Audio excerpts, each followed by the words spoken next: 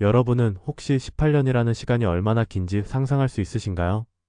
대학을 졸업하고 직장 생활을 시작해서 중견 직원이 되기까지의 시간입니다. 아이가 태어나서 고등학교에 입학하기까지의 시간입니다. 하지만 한 사람에게 이 18년은 감옥보다 더한 유배지에서의 시간이었습니다. 1801년 신유박해로 인해 전라도 강진으로 유배된 정약용. 그는 당시 조선 최고의 엘리트였습니다. 정조 임금의 총애를 받던 개혁관료, 뛰어난 학자, 천재적인 발명가. 하지만 천주교 신앙 때문에 모든 것을 잃고 외딴 시골로 쫓겨났습니다. 가족과 헤어지고 권력을 잃고 미래가 보이지 않는 절망의 시간. 보통 사람이라면 어떻게 했을까요? 원망하고 좌절하고 포기했을 것입니다. 하지만 정약용은 달랐습니다. 그는 유배지를 학문의 실험실로 만들었습니다. 아침부터 저녁까지 책을 읽고 생각하고 썼습니다. 백성들의 삶을 관찰하고 그들의 고통을 기록했습니다. 18년 동안 그가 쓴 책이 무려 500여 권. 하루도 쉬지 않고 끊임없이 사유하고 저술했습니다. 그 중에서도 가장 유명한 것이 바로 경세유표, 목민심서, 흠음신서입니다. 이 세 권의 책은 나라를 다스리는 법, 백성을 돌보는 법, 형벌을 공정하게 하는 법을 담고 있습니다. 그런데 여러분, 여기서 중요한 질문이 하나 있습니다. 왜 정약용은 유배지에서도 이런 책을 썼을까요? 그가 다시 권력을 잡을 가능성은 거의 없었습니다.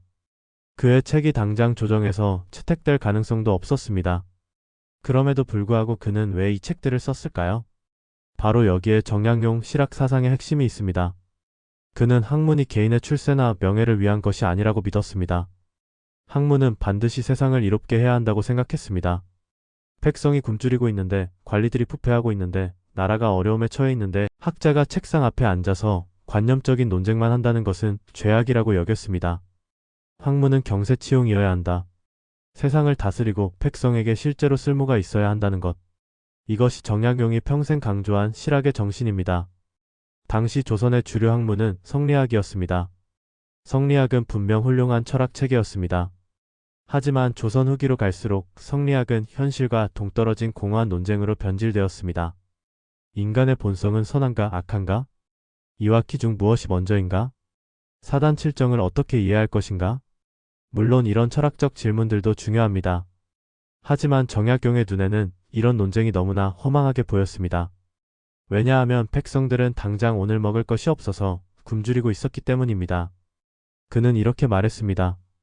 백성이 굶주리는데 이와 기 마음과 본성을 논하는 것은 마치 집이 불타는데 우물 파는 법을 토론하는 것과 같다. 얼마나 강렬한 비판입니까? 정약용은 당대 학자들의 무책임함을 정면으로 공격했습니다. 학문이 현실과 괴리되어 있다면 그것은 학문이 아니라 유일 뿐이라고 외쳤습니다. 정약용은 성리학을 버리고 새로운 철학을 만든 것이 아닙니다. 오히려 그는 유학의 원점으로 돌아가자고 주장했습니다.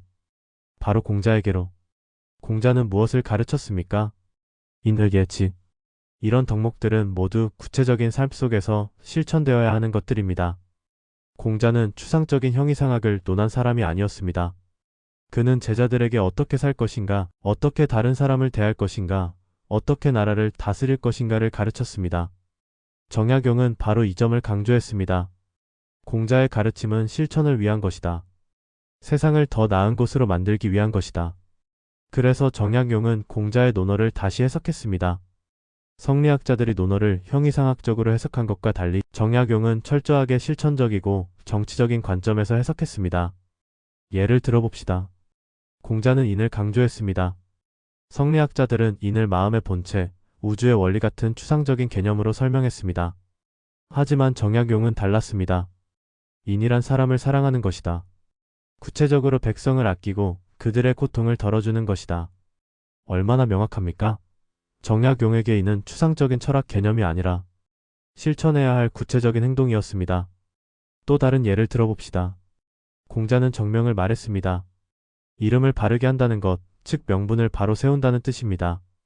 성리학자들은 이것을 도덕적 명분, 대명분으로 해석했습니다. 하지만 정약용은 이것을 정치 제도의 문제로 보았습니다. 임금은 임금다워야 하고, 신하는 신하다워야 하고, 아버지는 아버지다워야 하고, 아들은 아들다워야 한다는 것은 각자가 자기 역할을 제대로 해야 한다는 뜻이다.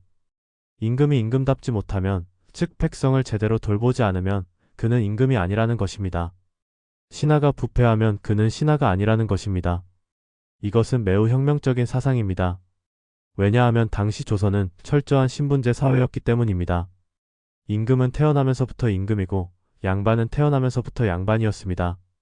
하지만 정약용은 말합니다. 아니다. 임금도 제 역할을 하지 못하면 임금이 아니다. 양반도 백성을 위해 봉사하지 않으면 양반이 아니다. 이것이 바로 실학의 정신입니다. 모든 것을 실질로 판단하는 것. 이름이나 명분이 아니라 실제 행동과 결과로 판단하는 것. 정약용은 공자의 가르침을 이렇게 재해석하면서 조선 사회의 모순을 날카롭게 비판했습니다. 그리고 그 대안을 제시했습니다. 바로 경세의 학문입니다. 경세란 무엇일까요? 글자 그대로 세상을 다스린다는 뜻입니다. 하지만 정약용에게 경세는 단순히 통치하는 것이 아니었습니다. 그것은 백성의 삶을 실질적으로 개선하는 것, 나라를 부강하게 만드는 것, 사회 제도를 합리적으로 개혁하는 것을 의미했습니다. 정약용은 조선의 모든 제도를 비판적으로 검토했습니다. 토지 제도는 어떻게 되어야 하는가? 세금 제도는 공정한가? 관리 선발 제도는 합리적인가? 군사 제도는 효율적인가? 형벌 제도는 정의로운가? 이 모든 질문에 대해 정약용은 구체적인 답을 제시했습니다. 그것이 바로 경세유표라는 책입니다. 경세유표는 총 48권에 달하는 방대한 저작입니다. 여기에는 정약용이 구상한 이상적인 국가, 운영체계가 담겨 있습니다. 예를 들어 토지 제도를 봅시다. 당시 조선의 토지는 대부분 양반 지주들이 소유하고 있었습니다. 농민들은 소작농으로 전락해서 수확의 절반 이상을 지주에게 바쳐야 했습니다. 게다가 국가에 세금도 내야 했습니다. 농민들의 삶은 비참했습니다. 정약용은 이 문제를 해결하기 위해 정전제 개혁을 제안했습니다. 토지를 공동으로 경작하되 수확은 공평하게 분배하자는 것입니다. 이것은 일종의 토지 공유 제도였습니다. 물론 이것은 당시로서는 매우 급진적인 제안이었습니다. 양반 지주들의 이익을 빼앗는 것이었으니까요. 하지만 정약용은 이렇게 생각했습니다. 백성이 굶주리는데 소수의 양반만 배부르다면 그 나라는 오래갈 수 없다. 이것이 바로 경세의 정신입니다. 나라의 근본은 백성이라는 것. 백성이 잘 살아야 나라도 안정되고 부강해진다는 것. 또 다른 예를 들어봅시다. 관리 선발 제도. 당시 조선은 과거 시험을 통해 관리를 선발했습니다. 하지만 과거 시험의 내용은 무엇이었을까요? 유교 경전을 얼마나 잘 암기하고 있는가, 시와 문장을 얼마나 잘 쓰는가였습니다. 정약용은 이것을 강하게 비판했습니다. 나라를 다스리는 데 필요한 것은 시와 문장이 아니다. 농업, 군사, 형정, 재정에 대한 실무 능력이다. 그래서 정약용은 과거 시험을 개혁해야 한다고 주장했습니다. 경전 암기 대신 실무 능력을 시험해야 한다고 했습니다. 현장 경험이 있는 사람을 우대해야 한다고 했습니다. 이런 주장들은 모두 한 가지 원칙에서 나왔습니다. 쓸모 있어야 한다. 실제로 백성에게 도움이 되어야 한다. 이것이 바로 치용입니다. 실용, 실효성의 원리입니다. 정약용은 학문도 마찬가지라고 생각했습니다. 학문이 아무리 고상하고 심오해도 그것이 현실 문제를 해결하지 못한다면 무슨 소용이 있겠습니까? 책 속에만 있는 지식은 죽은 지식이다. 살아있는 지식은 현장에서 나온다. 정약용은 현장을 강조했습니다. 유배지에서 그는 직접 농사를 지었습니다. 농민들과 대화했습니다. 그들의 고충을 들었습니다. 그리고 그것을 자신의 저서에 반영했습니다. 그래서 정약용의 책들은 매우 구체적입니다. 추상적인 원리가 아니라 실제 적용 가능한 제도 개혁안들로 가득합니다. 정약용의 대표작 중 하나가 바로 목민심서입니다. 목민이란 백성을 기른다는 뜻입니다. 마치 목자가 양떼를 돌보듯이 관리는 백성을 돌봐야 한다는 것입니다. 심서는 마음의 책이라는 뜻입니다. 즉, 목민심서는 백성을 돌보는 관리가 가져야 할 마음가짐과 실무 지침을 담은 책입니다. 이 책은 총 12편으로 구성되어 있습니다. 부임 관리로 부임할 때 주의할 점, 율기 자신을 다스리는 법, 본공 공무를 수행하는 법, 애민 백성을 사랑하는 법, 이전 관리를 감독하는 법, 호전 재정을 관리하는 법, 예전 예의와 교육을 담당하는 법, 병전 군사 업무를 처리하는 법, 형전 형벌을 집행하는 법, 공전 토목공사를 관리하는 법, 진왕 재해 구호를 실시하는 법, 해관 임기를 마치고 떠날 때의 자세. 보십시오. 얼마나 구체적입니까? 이것은 관념적인 도덕론이 아닙니다. 실제로 지방 수령이 해야 할 모든 업무를 망라한 실무 지침서입니다. 정약용은 왜 이 책을 썼을까요? 당시 조선의 지방 관리들은 대부분 부패했습니다. 백성을 수탈하고 뇌물을 받고 권력을 남용했습니다. 중앙정부는 이것을 제대로 통제하지 못했습니다. 정약용은 이 문제의 근본 원인을 두 가지로 보았습니다. 첫째, 관리들의 도덕성 부족. 둘째, 실무 능력과 제도적 장치의 부재. 그래서 목민심서는 두 가지를 동시에 다룹니다. 관리가 가져야 할 마음가짐과 구체적인 행정 기술. 예를 들어 부임편을 봅시다. 정약용은 관리가 새로운 지역에 부임할 때 주의해야 할 점들을 세세하게 기록했습니다. 부임하는 길에 백성들에게 폐를 끼치지 말라. 수레를 많이 끌고 가지 말고 수행원을 많이 데리고 가지 말라. 부임하자마자 잔치를 열지 말라. 백성들은 그 비용을 부담해야 한다. 전임 수령에게서 인수인계를 받을 때 장부를 꼼꼼히 확인하라. 횡령이나 부정이 있었는지 살펴라. 이런 지침들은 매우 실용적입니다. 그리고 매우 따뜻합니다.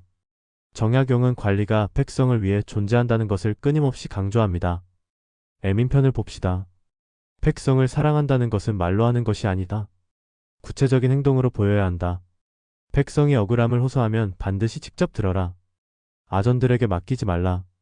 세금을 거둘 때 가난한 백성에게 관대하라. 부유한 자들이 더 부담하게 하라. 재해가 발생하면 즉시 구호하라. 보고가 올라올 때까지 기다리지 말라. 정약용이 강조한 것은 적극적인 선정이었습니다. 단순히 나쁜 짓을 안 하는 것이 아니라 적극적으로 백성의 삶을 개선하는 것. 목민심서에는 이런 구절이 있습니다. 하루 저녁 편안히 잠들 때 오늘 내가 백성을 위해 무엇을 했는지 돌아보라. 만약 아무것도 하지 않았다면 그날은 도둑질한 날이다. 얼마나 엄격한 기준입니까? 관리가 복록을 받으면서 백성을 위해 아무것도 하지 않았다면 그것은 도둑질이나 마찬가지라는 것입니다. 이것이 바로 정약용이 말한 경세의 정신입니다. 권력은 특권이 아니라 책임입니다. 관리는 지배자가 아니라 봉사자입니다. 정약용이 살았던 시대는 200년도 더 전입니다. 그렇다면 그의 사상은 오늘날 우리에게 무슨 의미가 있을까요? 저는 정약용의 실학 사상이 지금 이 순간에도 여전히 유효하다고 생각합니다. 아니, 어쩌면 지금이야말로 정약용의 정신이 가장 필요한 시대일지도 모릅니다. 첫 번째 교훈, 학문과 지식은 실용적이어야 한다. 오늘날 우리 사회에도 현실과 동떨어진 논쟁들이 많습니다. 정치인들은 이념 논쟁에 빠져 있고 학자들은 상아탑에 갇혀 있습니다. 정작 서민들이 겪는 실질적인 문제들, 주거, 일자리, 교육, 의료는 방치되고 있습니다. 정약용이라면 뭐라고 했을까요? 백성이 고통받는데 무슨 이념 논쟁인가? 당장 해결책을 제시하라. 두 번째 교훈, 권력은 백성을 위해 존재한다. 오늘날에도 부패한 공직자들이 있습니다. 권력을 사익을 위해 사용하는 정치인들이 있습니다. 국민을 위해 봉사해야 할 사람들이 오히려 국민 위에 군림하려 합니다. 정약용의 목민심서는 이런 사람들에게 경종을 울립니다. 공직자는 국민의 종복이다. 섬김을 받는 자가 아니라 섬기는 자다. 세 번째 교훈, 제도는 끊임없이 개혁되어야 한다. 정약용은 기존 제도를 무조건 받아들이지 않았습니다. 그는 모든 제도를 비판적으로 검토하고 더 나은 대안을 제시했습니다. 오늘날에도 낡은 제도들이 많습니다. 시대에 맞지 않는 법률, 비효율적인 행정 시스템, 불공정한 경제 구조. 이런 것들을 개혁하려면 정약용과 같은 용기와 지혜가 필요합니다. 네 번째 교훈, 현장에 답이 있다. 정약용은 책상 앞에만 앉아있지 않았습니다. 그는 유배지에서 직접 백성들과 함께 살았습니다. 그들의 목소리를 들었습니다. 그래서 그의 해법은 현실적이었습니다. 오늘날 우리 사회의 지도자들도 마찬가지입니다. 현장을 떠나서는 올바른 정책을 만들 수 없습니다. 국민의 삶을 이해하지 못하면서 어떻게 국민을 위한 정치를 할 수 있겠습니까? 다섯 번째 교훈, 절망 속에서도 희망을 만들어낼 수 있다. 정약용은 18년의 유배 생활 동안 좌절하지 않았습니다. 오히려 그 시간을 통해 위대한 업적을 남겼습니다. 500여 권의 책, 조선을 개혁할 수 있는 청사진. 우리도 마찬가지입니다. 어려운 시기, 절망적인 상황 속에서도 우리는 무언가를 만들어낼 수 있습니다. 정약용처럼 우리도 우리가 처한 자리에서 최선을 다할 수 있습니다. 정약용의 실학 정신을 한 문장으로 요약하면 이렇습니다. 백성을 위하지 않는 학문은 학문이 아니다.